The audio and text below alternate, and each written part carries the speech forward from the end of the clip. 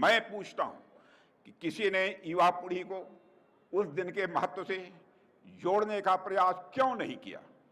क्योंकि पिछली सरकारें अपनी तुष्टीकरण की नीतियों में फंसी रही और डर के कारण इस दिन को मनाने से भी लगातार वह बचती रही हैं। भाइयों और बहनों, क्या यह सच नहीं है कि रजाकारों ने एक समुदाय हिंदुओं पर सबसे भीषण अत्याचार किए? हिंदू और मुसलमान, चाहे किसी भी धर्म का मानने वाला कोई भी क्यों न हो, भारत ने कभी भी किसी के साथ कोई भेदभाव नहीं दिखा। हमारे देश के ऋषि और मनीषियों ने सारे विश्व को यही संदेश दिया है कि यत् पिंडे तत् ब्रह्मांडे, जो पिंड में है वही ब्रह्मांड में है, जो जड़ में है वही चेतन में है, जो छोटे में है वही बड़े में है, जो सूक्ष्म में है वही विवर्त में है, जो मेरे में है वही तेरों में है, तेरे में है। साथियों, कर्नाटक के बीदर जिले के एक गांव जिसका नाम गोरटा भी है, रजाकारों के आतंक का मैं मानता हूं कि वह एक जीवंत उदाहरण है। यह गांव रजाकारों की बर्बरता का शिकार बना। वहां 200 से अधिक हिंदुओं को कतार में खड़ा करके पूरी निर्ममता से मौत के घाट उतार दिया गया। गांव की बहनों और माताओं की अस्मिता को तार तार किया गया। लूटपाट और हिंसा का तांडव हुआ। उस समय रजाकारों की एक कहावत भी प्रचलित थी कि बामन को लूटो, बनियों को काटो, आपस में सब बांटो। पूरे समाज की एकता को वह तार तार कर देने पर आमादा थे। रजाकार किसी भी सभ्य जीवन के मूल्यों के खिलाफ लगातार वह खड़े थे। मैं कहना चाहता हूं मेरे बहनों भाइयों, रजाकारों का आतंक लगभग पहलगाम के आतंक के समान ही था, जहां लोगों से धर्म पूछकर उन्हें मारा गया। पहलगाम में हुआ आतंकी हमला भी रजाकारों की तरह भारत के सामाजिक सौहार्द पर एक करारा प्रहार था मेरे बहनों भाइयों। लेकिन जैसे 1948 में रजाकारों की साजिश पटेल की लौह इच्छा शक्ति के आगे ढह गई थी, वैसे ही आज भी पाकिस्तान प्रायोजित आतंकवाद और उसके एजेंट भी असफल हुए हैं। भारत ने इस हमले का करारा जवाब दिया है। हमने यह साबित कर दिया है ऑपरेशन सिंदूर के माध्यम से कि भारत की संस्कृति हजारों वर्षों से विभिन्नताओं को जोड़ती आई है और यही हमारे भारत की सबसे बड़ी ताकत है।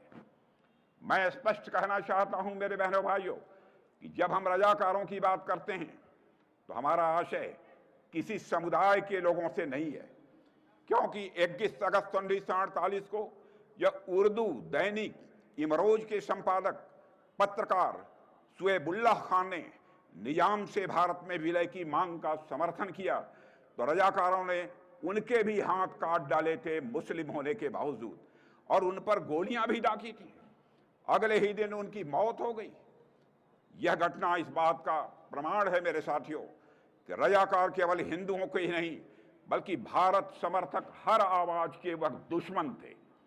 इसलिए जब हम रजाकारों की बात करते हैं तो हमारा मतलब उस सोच से है जो भारत की आत्मा के खिलाफ है, जो सर्वधर्म संभाव के विचार को नहीं मानती है। मेरे बहनों भाइयों, हैदराबाद के मामले में जब रजाकारों का सरगना कासिम रिजवी दिल्ली में सरदार पटेल से मिला तो उसने कहा, हम आखिरी दम तक लड़ेंगे और मर जाएंगे पर भारत से किसी भी सूरत में नहीं जुड़ेंगे। तो सरदार पटेल ने शांत स्वर में उत्तर दिया, मैं आपको आत्महत्या करने से कैसे रोक सकता हूं। संदेश साफ था। साथियों, भारत किसी भी कीमत पर हैदराबाद को अलग नहीं होने देगा। और जब कासिम रिजवी ने यह तक कह दिया था कि अगर भारत हैदराबाद में आया तो 1.5 करोड़ हिंदुओं की केवल हड्डियां और राख मिलेगी, तब सरदार पटेल ने दो टूक कहा, यदि यही निजाम और उसके सलाहकारों की मानसिकता है तो समझ लीजिए कि उनका भविष्य और उनकी रियासत दोनों विनाश के कगार पर है। यह दृढ़ इच्छा शक्ति सरदार वल्लभ भाई पटेल की थी। साथियों, निजाम सिर्फ भारत के खिलाफ नहीं था, वह लोकतंत्र की भावना के भी खिलाफ था। सोचिए 85% हिंदू बहुल राज्य हैदराबाद पाकिस्तान में विलय के बारे में कैसे सोच सकता था। पर निजाम को अपनी जनता की कोई परवाह नहीं थी। इतना ही नहीं, भारत के खिलाफ खड़े होने के लिए निजाम ने पाकिस्तान को 20 करोड़ रुपए की मदद भी भेजी थी। लेकिन हमारे सरदार वल्लभ भाई पटेल ने घमंडी निजाम, उसके कुटिल सलाहकारों और उसकी खूनी रजाकार सेना को घुटनों पर लाकर खड़ा कर दिया था। हार के बाद निजाम को भारत में विलय करना पड़ा, रजाकारों से उन्हें नाता तोड़ना पड़ा, संयुक्त राष्ट्र संघ में की गई शिकायत उन्हें वापस लेनी पड़ी और लोकतांत्रिक व्यवस्था अंततः उन्हें स्वीकार करनी पड़ी थी। काश उसने यह सब कुछ कुछ महीने पहले कर लिया होता तो उसे हैदराबाद के हिंदुओं की सद्भावना और भारत के मुसलमानों की कृतज्ञता दोनों निश्चित रूप से प्राप्त होती। साथियों, निजाम खुद को हिज एग्जॉल्टेड हाइनेस कहलवाना पसंद करता था। जब ऑपरेशन पोलो के बाद पटेल पहली बार हैदराबाद पहुंचे तो मुस्कुराकर अपने सहयोगी से उन्होंने कहा था, so his exhausted highness is here, so his exhausted highness is here, यानी जो अपने को महान मानता था, सरदार पटेल की निर्णायक कार्रवाई के बाद थक कर, टूट कर और हार मानकर खड़ा था सामने। उस दौर की एक तस्वीर आज भी इतिहास के पन्नों में दर्ज है। हैदराबाद एयरपोर्ट पर हाथ जोड़कर सरदार वल्लभ भाई पटेल का स्वागत करता हुआ निजाम और निजाम फोल्डेड हैंड के साथ पटेल का स्वागत करने आया तो सरदार ने भारतीय परंपरा के अनुरूप उसे नमस्ते कहकर उसका जवाब दिया था। साथियों, यही था पटेल का व्यक्तित्व, लोहे जैसी दृढ़ता और जीत के बाद भी उदारता। यह उनके व्यक्तित्व की एक बहुत बड़ी विशेषता थी। भाइयों और बहनों, सरदार पटेल की दूरदृष्टि और उनकी कार्यशैली का प्रभाव इतना गहरा था कि निजाम के संवैधानिक सलाहकार सर वाल्टर मानक्टन तथा उनकी प्रशंसा किए बिना नहीं रह सके थे। साथियों, दुनिया ने देखा कि सरदार पटेल ने आखिरी पल तक शांति का रास्ता खोजने की भरपूर कोशिश की थी। कार्रवाई करने पर मजबूर भी हुए थे तो इस तरह के सांप्रदायिक दंगे न हों और अमन चैन कायम रहे, यही था उनके नेतृत्व का जादू, जिसमें शांति की चाह थी और भारत की एकता का दृढ़ संकल्प भी था। इसलिए सरदार पटेल लौह पुरुष ही नहीं बल्कि शांति और अखंडता के सबसे सशक्त प्रतीक भी रहे हैं। मेरे साथियों, आज भी देश में रजाकारों को के हमदर्द मौजूद हैं और मैं साफ कहना चाहता हूं, यही हमारी सबसे बड़े दुश्मन हैं। पर हम दृढ़ संकल्पित हैं कि इस सोच, इस विचारधारा और इस मानसिकता को भारत से पूरी तरह से समाप्त करके ही हम दम लेंगे। भारत की अखंडता और एकता से बड़ा कोई दूसरा मूल्य नहीं है। जो लोग धर्म, क्षेत्र, जाति और भाषा के नाम पर भारत को बांटना चाहते हैं, उन्हें मैं याद दिलाना चाहता हूं, जब ऑपरेशन पोलो हुआ था तब हमारे वीर सैनिकों ने बिना किसी जाति, धर्म या मजहब की परवाह किए भारत की अखंडता की उन्होंने रक्षा की थी। हवलदार बचित्तर सिंह पंजाब के वीर सपूत थे, जिन्होंने भारत की एकता के लिए अपने प्राणों की आहुति दी। वह पहले भारतीय थे जिन्हें अशोक चक्र से सम्मानित किया गया था। उनका बलिदान, मेरे साथियों, हमें याद दिलाता है कि भारत की एकता किसी एक क्षेत्र, किसी एक धर्म या किसी एक व्यक्ति की देन नहीं, बल्कि हर भारतीय के रक्त, पसीने की आहूत से वह सिंचित है। मेरे साथियों, निजाम दुनिया के सबसे धनी व्यक्तियों में से एक था। उसे भ्रम हो गया था कि अपने धन के बल पर वो भारत को झुका देगा, लेकिन इतिहास गवाह है, धन और घमंड की ताकत कभी भी राष्ट्र की एकता और संकल्प से बड़ी नहीं होती है। अंततः उसका हश्र सबके सामने है।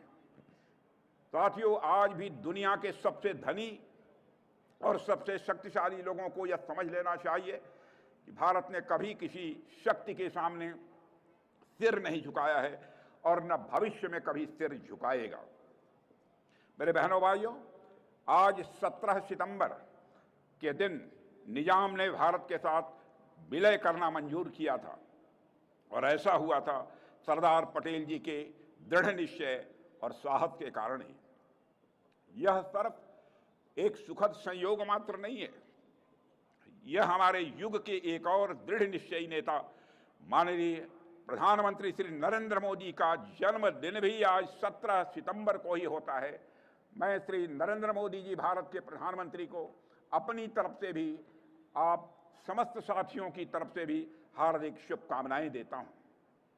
साथियों, सरदार पटेल ने जिस अखंड भारत का निर्माण किया था उसे आगे बढ़ाने का कार्य आज हमारे प्रधानमंत्री कर रहे हैं। यह कहना कोई अतिशयोक्ति नहीं होगी, नींव थी डाली कभी जिस काम की सरदार ने, काम वह पूरा किया है मोदी की सरकार ने। भाइयों और बहनों, जैसे सरदार पटेल जी ने नव स्वतंत्र भारत को राजनीतिक और भौगोलिक एकता के सूत्र में पिरोया था, वैसे ही 2014 से हमारे प्रधानमंत्री श्री नरेंद्र मोदी निरंतर भारत को सांस्कृतिक, सामाजिक, आध्यात्मिक और आर्थिक स्तर पर मजबूत करने का काम कर रहे हैं। जम्मू कश्मीर से अनुच्छेद 370 को हटाकर सरदार पटेल का अधूरा सपना, मैं विश्वास के साथ कह सकता हूं, साकार यदि किसी ने किया है तो मोदी जी के नेतृत्व की सरकार ने किया है। अलगाव की एक ऐतिहासिक दीवार टूट गई है। पूर्वोत्तर जो कभी दूर समझा जाता था, अब विकास और अवसर की धारा में भारत की धड़कनों के साथ वह कदम ताल कर रहा है। प्रधानमंत्री मोदी जी ने आर्थिक प्रगति के माध्यम से राष्ट्र को एक नई एकता दी है। 2014 से आर्थिक एकीकरण का जो कार्य प्रारंभ हुआ है मेरे बहनों भाइयों, उससे हमारे देशवासियों का जीवन सुगम हुआ है। और आप सभी जानते हैं कि 2014 में जब मोदी जी के नेतृत्व में सरकार बनी थी, उस समय हमारा भारत इकोनॉमी की साइज, धन दौलत के मामले में, उसके आकार के मामले में दुनिया के देशों में 11वें स्थान पर खड़ा था। आज वह जंप लेकर दुनिया के देशों में चौथे स्थान पर आकर खड़ा हो गया है। दुनिया के बड़े बड़े अर्थशास्त्री यह दावा कर रहे हैं कि भारत जिस तेजी के साथ अपने कदम आगे बढ़ा रहा है, अब इस सच्चाई को नकारा नहीं जा सकता है कि आगामी 1-2 वर्षों में इकोनॉमी की साइज, धन दौलत के आकार के मामले में हमारा भारत दुनिया के टॉप 3 कंट्रीज में आकर खड़ा हो जाएगा। देवियों और सज्जनों, हमने बाबा साहब भीमराव अंबेडकर से जुड़ी जगहों को पंच तीर्थ के रूप में विकसित किया है, जिससे भारत के लोग उनके जीवन से समानता का मूल्य सीखें और राष्ट्रीय एकता और भी मजबूत हो सके। बाबा साहब ने कहा था, so long as we have these differences of Hindu, Muslim and others और Sindhi, Madrasi etcetera, we can never develop our nationality. यानी जब तक हमारे बीच भेदभाव रहेंगे, हम कभी भी अपनी राष्ट्रीयता का विकास नहीं कर सकते। बाबा साहब ने ही पंडित जवाहरलाल नेहरू को यह सलाह दी थी कि ऑपरेशन पोलो को पुलिस कार्रवाई कहा जाए, न कि सेना का हस्तक्षेप, क्योंकि हैदराबाद का विलय भारत का यह एक आंतरिक मामला था। भाइयों और बहनों, ऑपरेशन पोलो की सफलता और हैदराबाद का भारत में विलय, यह वह गौरवशाली अध्याय है जिसने दुनिया को दिखा दिया है कि भारत अपनी एकता की रक्षा करने में हमेशा से सक्षम भी है, सामर्थ्यवान भी है। प्रधानमंत्री श्री मोदी जी के नेतृत्व में यह सामर्थ्य हमारा और बढ़ा है। इसलिए अब कोई भी ताकत भारत की संप्रभुता को, भारत की एकता और अखंडता को चुनौती नहीं दे सकती है अथवा चुनौती देने की हिम्मत नहीं कर सकती है। आपने हाल में ही मई के महीने में ऑपरेशन सिंदूर देखा है। मेरे बहनों भाइयों, मेरे सेना सीएफएफ के सारे जवानों ने मिलकर जो कार्रवाई की है उसकी जितनी भी सराहना की जाए वह कम है। उन्होंने पहलगाम में आकर धर्म पूछकर हमारे लोगों को मारा, उनके आतंकवादियों ने, लेकिन हमारे सेना के जवानों ने उन्हें मारा है तो धर्म पूछकर नहीं मारा है, उनका कर्म देखकर मारा है। बहनों भाइयों, यह भारत और पाकिस्तान के बीच सबसे बड़ा एक मौलिक अंतर है। मेरे बहनों भाइयों, कुछ लोग ऐसे हैं जो यह कहते हैं कि यह जो सीज फायर हुआ है भारत और पाकिस्तान के बीच में किसी के हस्तक्षेप के कारण हुआ है। मैं साफ कर देना चाहता हूं मेरे बहनों भाइयों, यह किसी के हस्तक्षेप के कारण हमारी यह आतंकवादियों पर जो कार्रवाई हुई थी वह स्थगित नहीं की गई थी। ऑपरेशन सिंदूर तो अभी स्थगित है। आगे यदि कोई आतंकवादी वारदात होती है तो फिर से हमारा ऑपरेशन सिंदूर प्रारंभ होगा। मैं यह विश्वास के साथ मैं सारी देश की जनता को बतलाना चाहता हूं। जहां तक भारत और पाकिस्तान के बीच के चल रहे इस ऑपरेशन को रोकने के संबंध में कुछ लोग दावा करते हैं कि हमने इसको रोका है। बहनों भाइयों, यह किसी ने रोका नहीं है।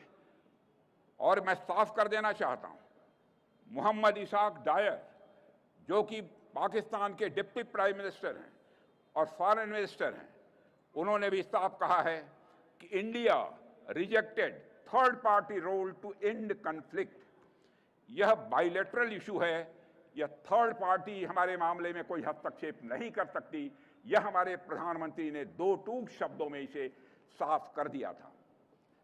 जो नुकसान ऑपरेशन सिंदूर के कारण उनके आतंकवादियों को पहुंचा है, आज ही आतंकी संगठन के जैश ए मोहम्मद के कमांडर ने स्वीकार किया है कि ऑपरेशन सिंदूर के दौरान बहावलपुर हुए हमले में खूंखार आतंकवादी जो मसूद अजहर के परिवार के टुकड़े टुकड़े हो गए थे, यह था हमारे भारत के सेना के जवानों का शौर्य और पराक्रम। और बहनों भाइयों, कल ही उसकी एक वीडियो भी जारी की गई है। हमारे प्रधानमंत्री मोदी जी के नेतृत्व में यह भारत का सामर्थ्य और भी आगे बढ़ा है। इसलिए कोई भी ताकत भारत की संप्रभुता को चुनौती देने की हिम्मत नहीं कर सकती है। पिछले 11 वर्षों में मोदी जी के नेतृत्व में भारत ने दुनिया को बार बार यह दिखा दिया है कि हमारा धैर्य हमारी ताकत है। हमारे धैर्य को इसे कमजोरी के रूप में नहीं देखा जाना चाहिए। जैसे बातचीत से समाधान न निकलने के बाद सरदार पटेल ने हार्ड पावर का रास्ता चुना, वैसे ही हमने भी किया है। 2016 की सर्जिकल स्ट्राइक हो, 2019 का बालाकोट एयर स्ट्राइक हो या 2025 का ऑपरेशन सिंदूर, मेरे साथियों, भारत ने यह साबित कर दिया है कि जो लोग बातचीत, शांति और सद्भावना की भाषा नहीं समझते हैं, उन्हें हम उसी भाषा में जवाब देना जानते हैं जिसे वह समझते हैं। आज का भारत केवल बातचीत के टेबल पर नहीं बल्कि दुश्मन की आंखों में आंख डालकर जवाब देने में पूरी तरह से सक्षम है। यही है नया भारत। धैर्यवान भी है भारत, नया भारत, बलवान भी है नया भारत और सामर्थ्यवान भी है हमारा यह नया भारत। साथियों, सरदार पटेल हमेशा कहते थे, रियासतों का मुद्दा भारत का यह आंतरिक मामला है। इसमें किसी भी बाहरी तत्व की दखलंदाजी किसी भी सूरत में बर्दाश्त नहीं की जाएगी। उस समय भारत को नई आज़ादी हासिल हुई थी। देश बंटवारे के दर्द से उस समय जूझ रहा था, संसाधन कम थे। तब भी भारत ने किसी विदेशी ताकत को अपने मामलों में हस्तक्षेप नहीं करने दिया था। साथियों, तो आज का भारत तो बिल्कुल बदल चुका है। आज भारत दुनिया की तीसरे सबसे बड़ी अवस्था बनने के रास्ते पर है। तो फिर कोई भी देश यह कैसे सोच सकता है कि भारत के साथ